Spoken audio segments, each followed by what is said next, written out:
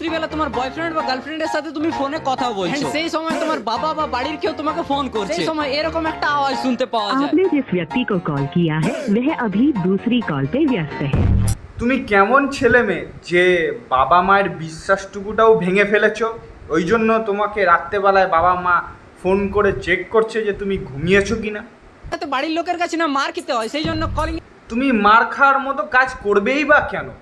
Voice কলে click করে when বিজিতে click করো। এবার এখানে এমন একটা নাম্বার দিয়ে দাও যেটা অনেক দিন থেকে বন্ধ পড়ে আছে, এন্ড দেন এখান থেকে ওকে করে দাও। তুমি যারা যারা ভাবছো যে এই কাজটা করবে, খবরদার করো না। আমি তোমাদেরকে ওয়ার্নিং করছি, খবরদার এই কাজটা করো না। এই শান্তির ছেলের কথা শুনে এই রকম সেটিং মোবাইলে ইউজ করো না।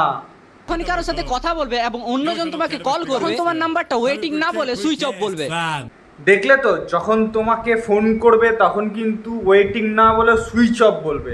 তুমি ভাবো তুমি বাইরে গেছো, তোমার বাবা মা বাড়িতে ধরো কোনো রকমভাবে বিপদে পড়েছে বা রাস্তায় কোনো রকম বিপদে পড়েছে, হ্যাঁ, এই শান্তির ছেলের কথা শুনে তুমি সেটিংটাকে ওরকম করেছো এবং বাবা মায়ের মৃত্যুর জন্য কারণ তুমিই হবে।